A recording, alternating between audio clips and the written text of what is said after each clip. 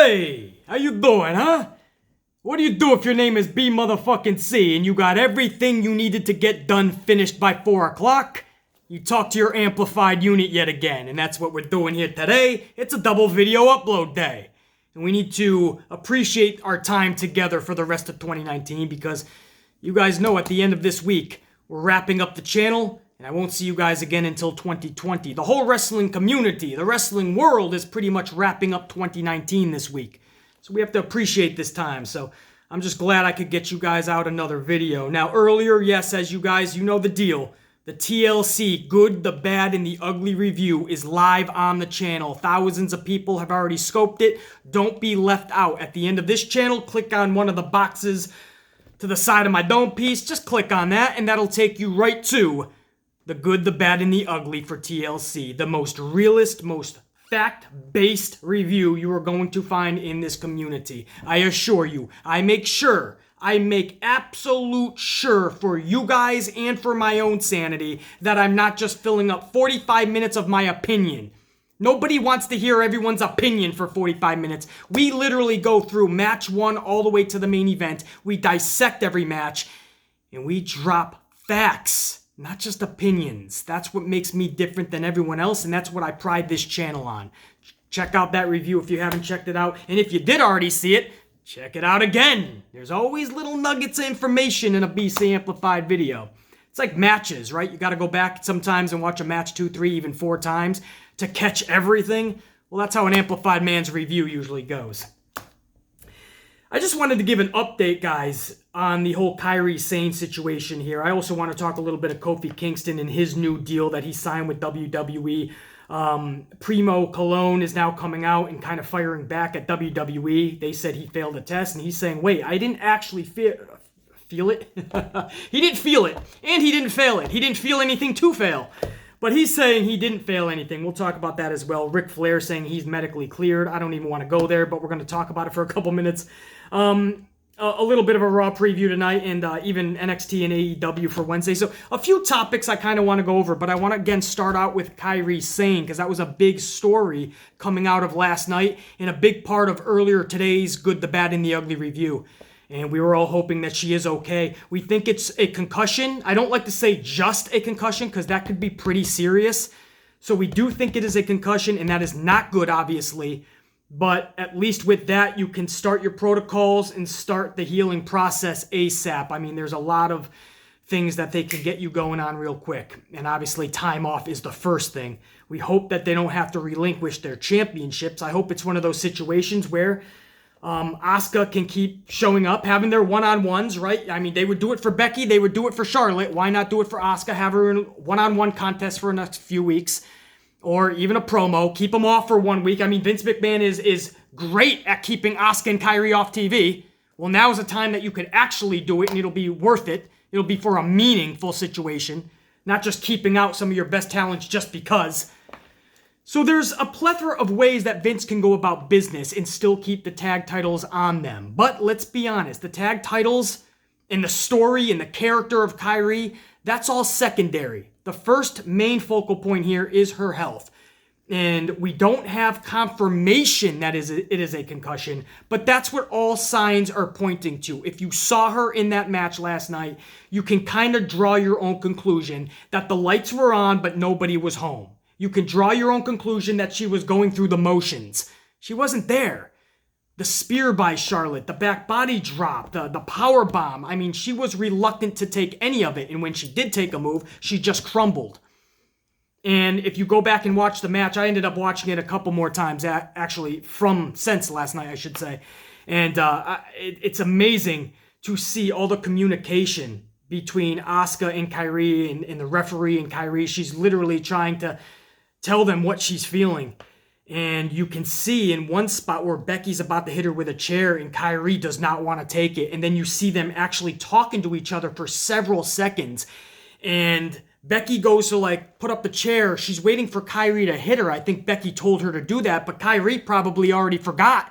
So Kairi just ducks and kind of dives to go to run away. Becky turns around and you can hear Becky audibly say, "Hit me," because Becky doesn't want to hit her, obviously, because she's injured. So she's saying, "Hit me and I'll fall." But Kairi didn't have a lot of gusto in her. She was out, you know. The lights were on, but nobody was home. You can't fault Kairi for that. So Kairi gives her like a love tap, and Becky has to play along. But I want to give props to Becky Lynch, because if you go back and watch that match, Becky Lynch tried her best to be so gentle and careful with Kairi. So that is another layer of awesomeness for Becky. We get on Becky's ass a lot because the character has unfortunately digressed and regressed in 2019. We thought there was going to be something special at the end of 2018 for Becky Lynch. And in 2019, the character has just kind of been stale. In fact, I'm being generous. It's been stale. But when you look about how she has stuck up for the business when other people were kind of putting it down, I give Becky Lynch props in that area. I also give Becky Lynch props in protecting her fellow athlete in there and fellow wrestler. Yes, she's not the best seller. I will not give her credit on selling. But she does protect, as best she can, her fellow wrestler. I've seen her do it a number of times, and last night was an awesome thing to see. I wish I could say the same thing about Charlotte. I don't know what the fuck this female was doing in there. I don't know what she was doing. She was in there with these other ladies, and she was just a wrecking ball. Charlotte Flair had to have known, like everybody else did, that Kairi was injured, and Charlotte was wrestling her like nothing was wrong. She's going full throttle with a spear. She's trying to lift Kairi to really send her through that table with the powerbomb. Once Kairi took the spear, and I say took loosely because she just crumbled, that's when you know something is wrong. Charlotte looks at Kairi and smacks her in her face and then rips her up by her hair. What the fuck was Charlotte doing in there? What the fuck? Charlotte Flair is a brute and a bully in that ring. We know that. And in some ways, that's good to see. That's old school. I'm old school. I like to rough up your competitor a little bit. But when you know they're fucked up, dude, chill, relax. How Becky did it last night is how you go about business. How Charlotte did it last night was absolutely atrocious. That was not cool, man. And again, I've watched this match several times. Don't tell the Amplified man to go back and watch it. I've watched it several times. That was not cool, man. Asuka took to Twitter and she actually said, "We are the champions. My partner Kairi Sane is tough." Becky Lynch last night after her match, Becky actually went on social media and said this, at Kairi, so she tagged her in it, "You truly are a warrior." So Becky Lynch showing those props to Kairi. And then Charlotte Flair, it took all the way till just 3 hours ago. 3 hours from the filming of this video. 3 hours ago, Charlotte finally said something over to Kairi, and she put, "Kairi, you truly are a badass." What took you so long? Becky showed her props for Kairi right after the match. 3 hours ago.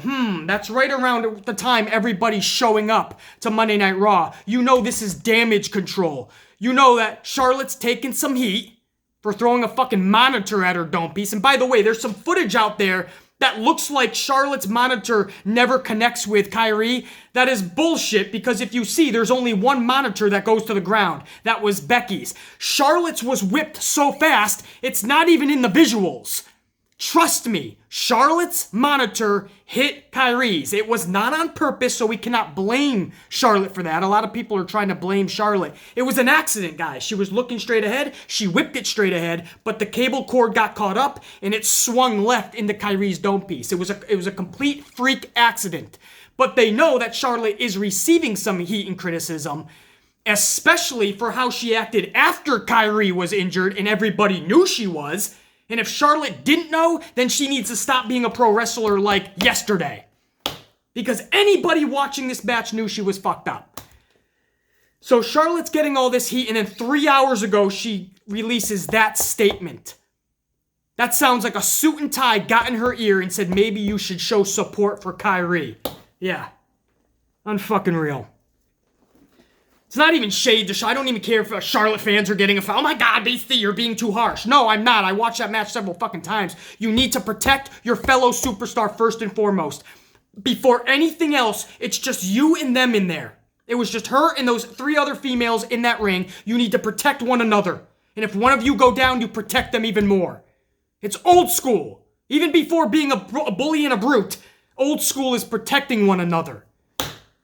That really upsets me, man. What you saw with Becky was cool. What I saw with Charlotte Flair was just absolutely mind-boggling to me.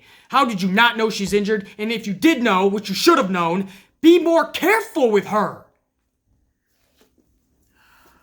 Kairi, finally, literally 20 minutes before I started filming this video, Kairi went to social media and she just gave a thumbs up. That's what Kairi usually does. She's not one for many words, so she just wanted to give a thumbs up. I do think that's a suit and tie situation because, again, this is all coming out while they're at the arena.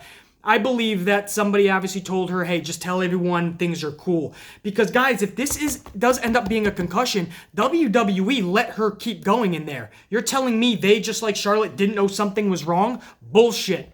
Something was up. If this was a concussion and they let Kairi keep going, they could be in serious trouble. So this sounds like damage control to me. I would not be shocked if they don't release information on Kairi. They don't even talk about a concussion for Kairi. Because again, this could only be damaging to WWE. So don't be shocked if you don't hear anything or you hear that it's not a concussion when we know damn well that was a fucking concussion. Hope I'm wrong. I mean, if we see Kairi wrestling tonight, then we're wrong. But I don't want to see Kairi wrestling tonight. I want her to rest. Whether it's a concussion or not, I want her resting. I want her resting this week and next week. And that's just if nothing's wrong.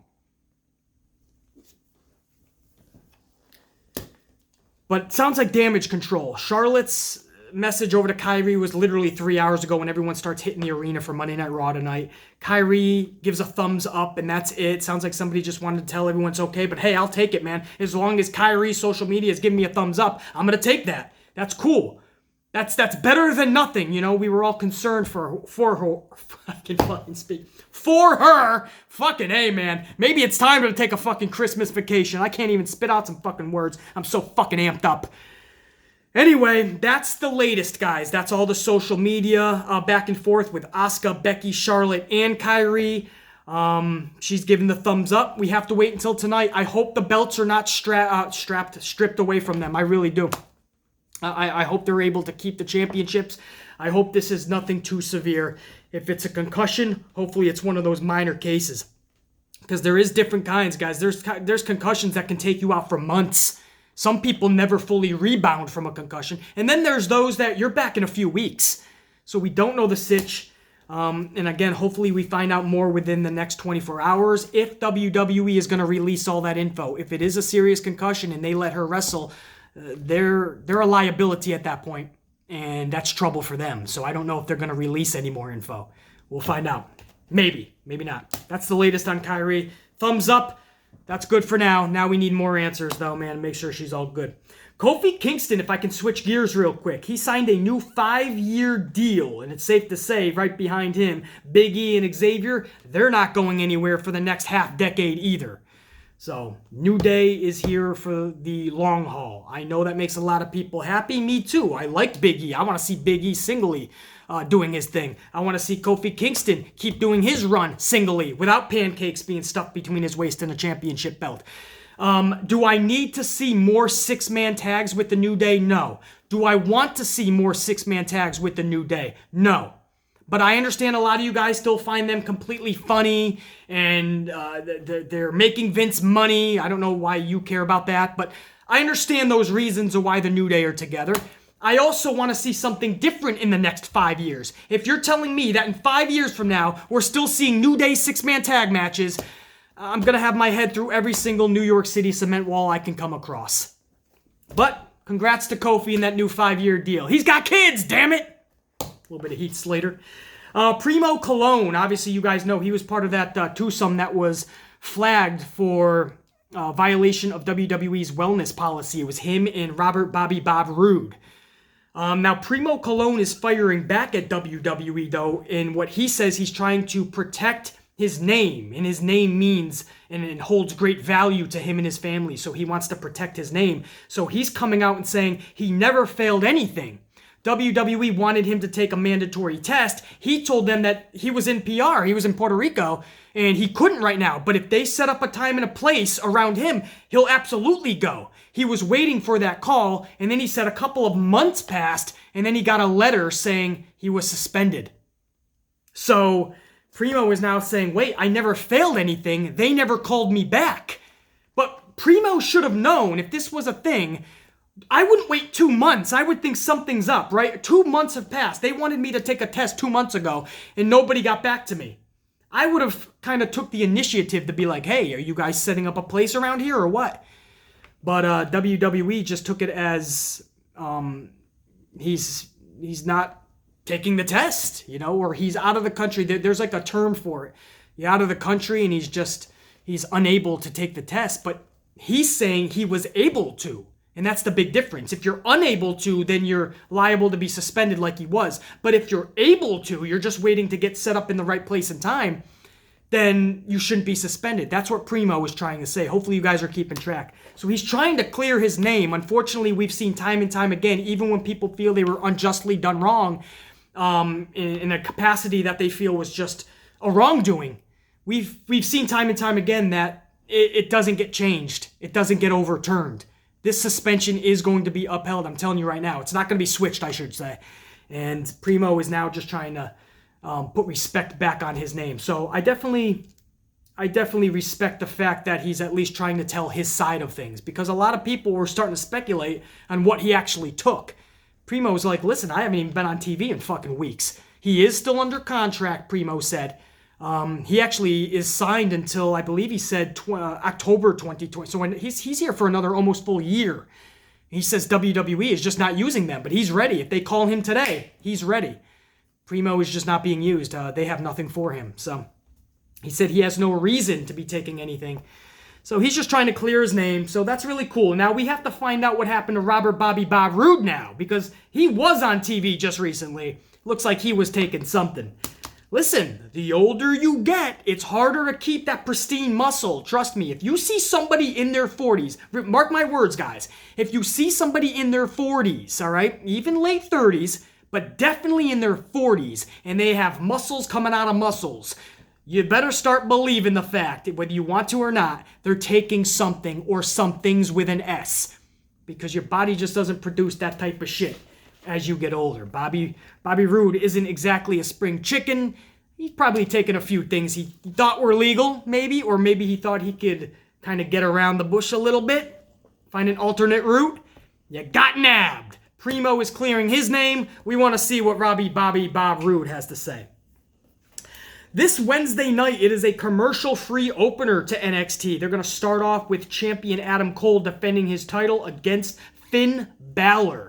That's a huge matchup, guys. It's part of a double main event. Rhea Ripley is going to be taking on champion Shayna Baszler later in the night. We believe that to now be the main event. So it's a double main event, almost like a mini takeover. And they're going to now go commercial-free in that opening segment. We're hearing that AEW is going to counter this with Chris Jericho and Jungle Boy. Listen, no shade to Jericho and Jungle Boy, but if that's supposed to compete with Finn Balor and Adam Cole, you might as well check off a tally in the loss column for at least that segment. But we got to see, man. Hopefully everybody kicks ass Wednesday. Both shows are going to come out gunning, I assure you. This is the last big show for both brands for 2019. Ric Flair. How about good old Flair, man? Flair says he's medically cleared to get physical once again. Hold up there, Rick. Hold the fuck up. Are you telling me that Ric Flair is about to get physical once again in that WWE ring? Nobody needs to see that. Yes, I wish it was 10 years ago and Flair was tussling with Braun Strowman even. That's cool. But the fact is, for Ric Flair's own safety and health, he should not be in that ring. And by the way, just because he is medically cleared doesn't mean Vince is actually going to have him get physical in the ring. So I just want to make that clear. But the fact that he said he's medically cleared, you guys know how Ric Flair is. When he puts his mind to something and he wants to do something, he's going to do it. If Vince won't let him get in the ring, he'll pull some shenanigans. Well, he'll leave WWE, but he will get in that ring, just like Jerry Lawler. Vince wanted Jerry Lawler to stop. Every which way, he tried to get Jerry Lawler to stop wrestling. And what does Lawler do? Every fucking weekend, he's wrestling somewhere. Or whenever he gets a chance, he's wrestling somewhere. You can't keep somebody from their passion and what they love to do. And it's the same thing with Ric Flair. I assure you, Flair will find a place to get physical. Slap somebody, chops, drop his fucking knee. He doesn't need Vince McMahon to do such. And that's what kind of scares me. because at least Vince McMahon can kind of keep him under his thumb. You know, hey, just you can cut a promo every now and again. We don't need you to be fucking getting physical. Ric Flair can now be like, no, I'm ready to take on Hulk Hogan tomorrow. And we already know Hulk Hogan wants to take another fucking match because he doesn't like how his in-ring career ended in TNA Impact. So he wants to have one more match. I mean, at this point, these guys will be 85 years old having a fucking matchup. That's not what we need to see. And for their health, let's not see that. Somebody please get to Ric Flair, his girl, his wife, right? Get to Ric Flair and tell him we don't need that. Thank you, but just relax now. You know, enjoy retirement. Love life. Heal up your body. You know, you gave us enough. Raw tonight, guys. We'll end it on this note. AJ Styles, Randy Orton. That's going to be your main event, we believe. But we've known Vince McMahon to switch it up and put that match at the beginning of the show. He could have that at the beginning of the second hour. Who the fuck knows? But AJ Styles and Randy Orton, a matchup that was originally slated for TLC. It got pulled off. And now we're going to get it on Monday Night Raw tonight. I can't say I'm super excited about it, but if they give us something to look forward to stemming off of it, could be pretty cool. I can't hold my breath and give this company the benefit of the doubt, though, so I'm not going to. No benefit of the doubt for you. So that's a little bit of a, what was that, guys? 15, 20-minute little video here. Double video upload day for you guys. Because I finished my shit early, so. Man, we packed a lot into like 20 minutes. I don't know if that was 20 minutes or not, but we packed a lot of info in there. You know me, man. I got the gift of gab when it comes to pro wrestling. Hopefully you guys kick the rest of tonight. Hopefully we all can enjoy Monday Night Raw. And I'll see you right back here in the morning for the Raw review and reaction. Right now, if you haven't seen it or you want to see it again, click on one of these boxes. And that'll be your TLC Good, the Bad, and the Ugly review. Enjoy that. I'll see you here tomorrow. Ciao. Check you later.